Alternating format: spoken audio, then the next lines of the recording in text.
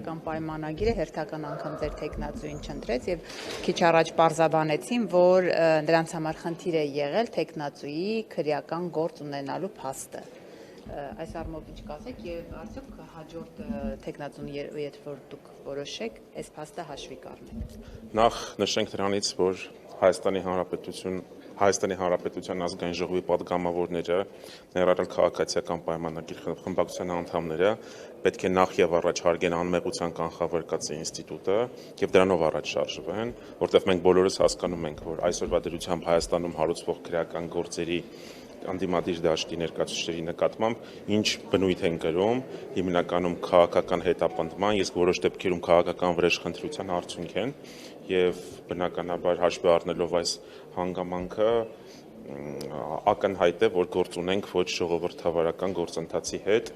չընտրել հանդիմության թեկնածուին, ընդ որում երկրորդ անգամ դա ժողովրդավարությանը հերթական հարվածն էր։ Պարոն Աբրամյան, իսկ կարծում եք թեկնածուով էր պայմանավորված չընտրությունը, թեկուցե հանձնաժողովը չեն ուզում տալ ընդդիմադիրներին։ Հայաստանի Հանրապետության օրենսդրությամբ, սահմանադրությամբ,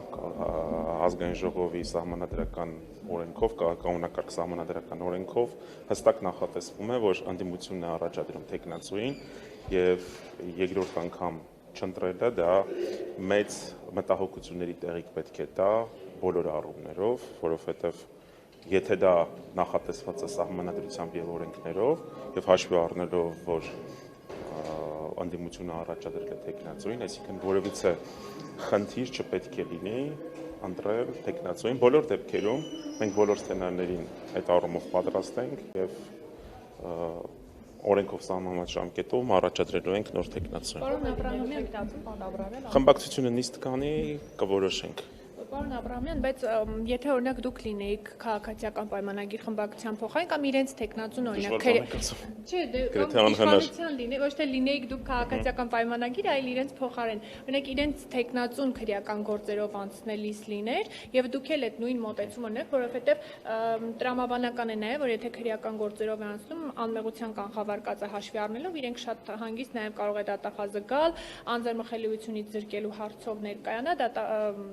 պատգամավորներն էլ տան դրա համաձայնությունը։ Հիմա օրինակ դուք էլ նման կերպ չէիք վարվի, եթե օրինակ իրենց թեկնածուն անցնելիս։ Մենք մի բան կարող ենք ասել, եթե ուժեղ Հայաստանը լինի իշխանության, Հայաստանում քաղբանտարկյալներ չեն լինի, իսկ այսօր մենք գործ ունենք այնպիսի իրավիճակի հետ, եւ որ մենք ունենք բազմաթիվ քաղբանտարկյալներ, 100-ից ավելի քաղաքացիներ,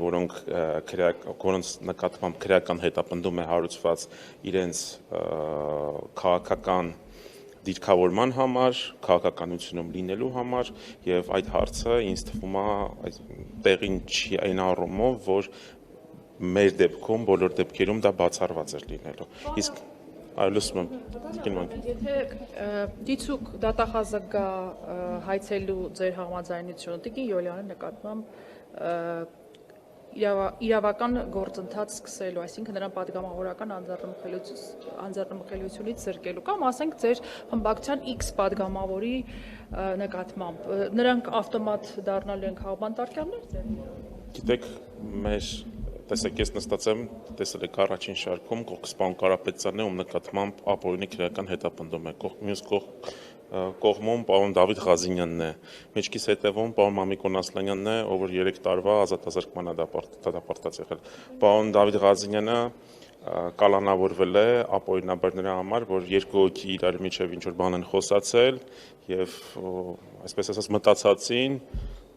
քրեական գործ է։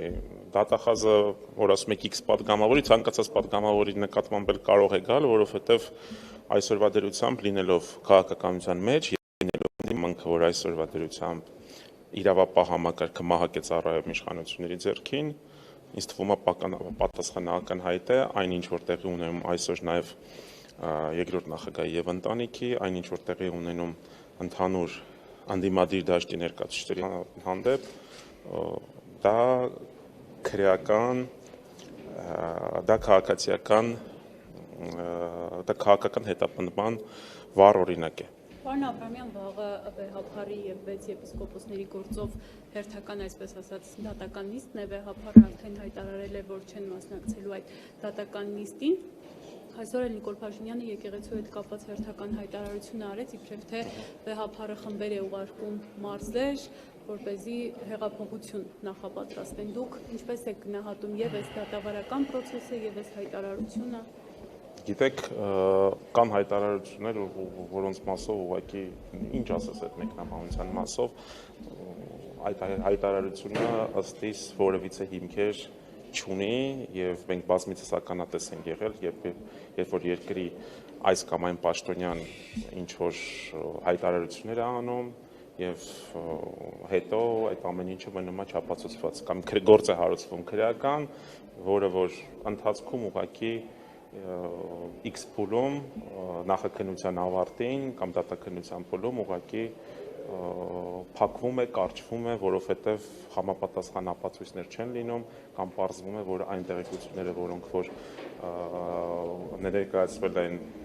վարույթն իրականացնող մարմնի կողմից, քննչականի կողմից, չեն համապատասխանում իրականությանը։ Պարոն Աբրամյան, Նիկոլ Փաշինյանը նաև անդրադարձել է Սամվել Կարապետյանին այն իմաստով, որ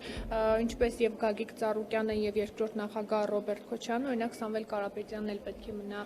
թոշակի հույսին եւ իրենց պետք է հուզի իրենց հաշիվներին պետք է նստելուց լինի թոշակը միայն եւ իրենք ապորինի որևէ բան պետք է չունենան, իսկ եթե ունեն լումա առ լումա, սենթ առ սենթ, քյաբաբ առ քյաբաբ, դա պետք է Մենք տեսնում ենք, որ սա հերթական հայտարարությունն է